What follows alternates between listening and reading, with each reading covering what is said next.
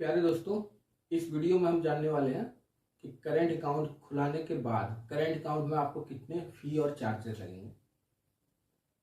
तो ये वीडियो आपके लिए बहुत इंपॉर्टेंट है, तो ये वीडियो पूरा देखिए।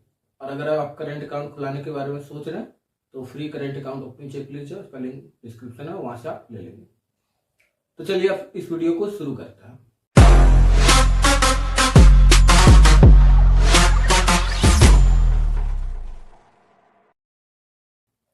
हाय, मैं Anuj Bhardwaj, author and founder of Excellers, आपका स्वागत करता हूं आपके अपने यूट्यूब चैनल में। तो दोस्तों, अब मान लीजिए कि आपने अपना करेंट अकाउंट खुला लिया है। अब बैंक जो है वो आपसे कमिटमेंट ले चुका है कि आपको जो मंथली एवरेज बैलेंस या क्वार्टरली एवरेज बैलेंस को कुछ मेंटेन करना है। इसके बाद अगर आप ये मेंटेन नहीं कर पाते दोस्तों, तो बैंक जो है वो नॉन मेंटेनेंस के चार्जेस जो वो काट लेता है।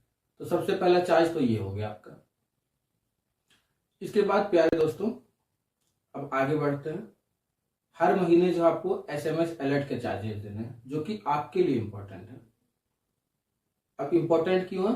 ताकि आपके अकाउंट में कितना पैसा जा रहा है और आ रहा है ये आपको पता चलते रहे, आप अप टू डेट होते रहे। इसके अलावा आजकल साइबर फ्रॉड बहुत बढ़ गए हैं, तो अचानक कभी अगर ऐसा हुआ कि साइबर फ्रॉड आपके साथ होता है तो आपको फौरन इत्तला हो जाएगी एसएमएस अलर्ट के जरिए कितना पैसा निकला है, तो आप फौरन बैंक को अलर्ट कर पाएंगे। तो ये आपके लिए इंपॉर्टेंट है। इसके अलावा अगर आपको कोई ऑफिशियल काम के लिए अकाउंट स्टेटमेंट चाहिए, जो कि बैंक की मुहर के साथ आपको चाहिए, तो इसमें आपको चार्जेस लगेंगे। और अगर इलेक्ट्रॉनिक वे में आपको चाहिए आपके ईमेल पे, उसमें चार्जेस आपको नहीं लगेंगे। इसके बाद प्यारे दोस्तों, बात करते हैं ट्रांजैक्शन चार्जेस की। मतलब एनईएफटी में, आरटीजीएस में आपको कितने चार्जेस लगेंगे। इसके अलावा आईएमपीएस मैं रिकमेंड करूंगा कि आप यूज ना करें, क्योंकि आईएमपीएस रिवर्सिबल नहीं है। मतलब गलत ट्रांजैक्शन अगर आप हो गया तो रिवर्स नहीं होगा वो। इसके अलावा एनईएफटी, आरटीजीएस में ये ऑप्शन होता है। तो प्यारे दोस्तों, अगर आप एनईएफटी करेंगे 2 लाख तक हम रिकमेंड करते हैं कि आप एनईएफटी से ट्रांसफर कीजिए। तो प्यारे दोस्तों, अगर आप एनईएफटी करते हैं ऑनलाइन तो जनरली ऐसा होता है कि बैंक चार्जेस नहीं लेते, क्योंकि बैंक तो चाहती ही है कि हमारा ह्यूमन रिसोर्स जो है उनको नॉन प्रोडक्टिव कामों में एंगेज ना रहना पड़े।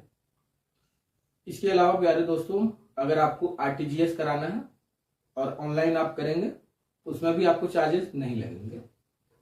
बट अगर आप बैंक से कराते हैं तो जनरली इसमें चार्जेस लगते हैं। ये बैंक टू बैंक वेरी करता है कि कितने चार्जेस लगेंगे। इसके अलावा अगर आपको कोई बड़ा अमाउंट ट्रांसफर करना है तो आप ऑनलाइन उसे नहीं कर पाएंगे, आपको जो है वो अपने होम ब्रांच से ही ट्रांसफर कराना है। तो इसे आप आरटीजीएस के थ्रू कराएंगे और ये चार्जेबल होगा। और इस बात का ध्यान आप रखें कि मार्च में कोई बड़ा अमाउंट ट्रांसफर अगर आप करने की कोशिश करेंगे प्यारे दोस्तों, तो उस वक्त हो सकता है कि बैंक जो वो आपको टाल दे मार्च महीने भर के लिए। तो कोई बड़ा ट्रांजैक्शन अगर आपको करना हो तो मार्च महीने से पहले आप करा लें। इसके अलावा प्यारे दोस्तों, अगर आप चेक लीव इशू कराएंगे तो वो चार्जेबल होता है एक स्पेसिफिक लिमिट के बाद। मतलब बैंक जो है वो हर करेंट अकाउंट में 10, 20 या 30 तक जो है फ्री चेक लीव देता है हर महीने। अब ये account to account, bank to bank vary करता है कि कितना देगा, या हो सकता नहीं भी दे। तो उस लिमिट के बाद जितने चेक लीव आप मंगाएंगे वो चार्जेबल होगा। मान लीजिए कि आपके करेंट अकाउंट में 10 चेक लीव जो है वो फ्री ऑफ चार्ज है और आप 50 मंगा रहे, तो 40 के जो आपको चार्जेस लगेंगे।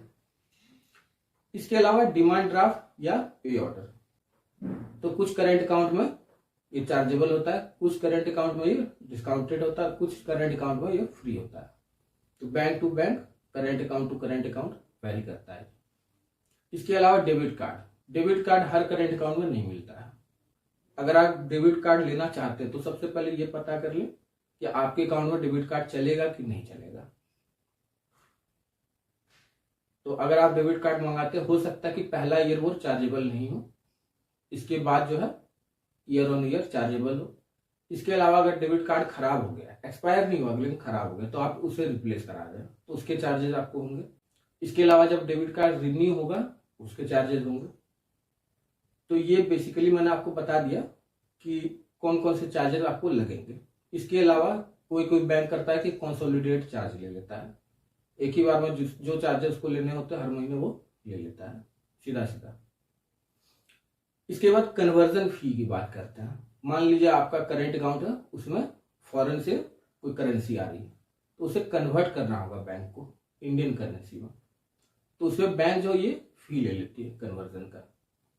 इसीलिए अगर आप एक्सपोर्ट इंपोर्ट के बिजनेस से जुड़े हैं तो एक्सपोर्ट इंपोर्ट का बिजनेस जो है उसके लिए अलग करेंट अकाउंट होता है। तो मैं रिकमेंड करूंगा कि आप वही करेंट अकाउंट खुलाएं ताकि इस कन्वर्जन में आपको चार्जेस कम लगे। इसके अलावा मान लीजिए कि डॉलर में आप अर्न करते हैं तो उस करेंट अकाउंट में ये ऑप्शन आपको मिलता है कि आप जो है डॉलर्स ही रखेंगे उस करेंट अकाउंट में।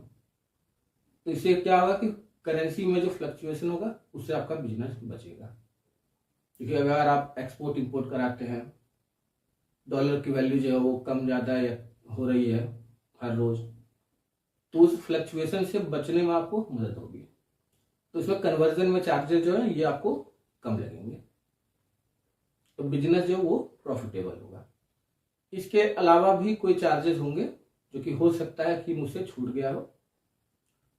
तो प्यारे दोस्तों, अगर आपका कोई और सवाल है तो आप जो है कमेंट सेक्शन में जाकर वो सवाल आप पूछ सकते हैं।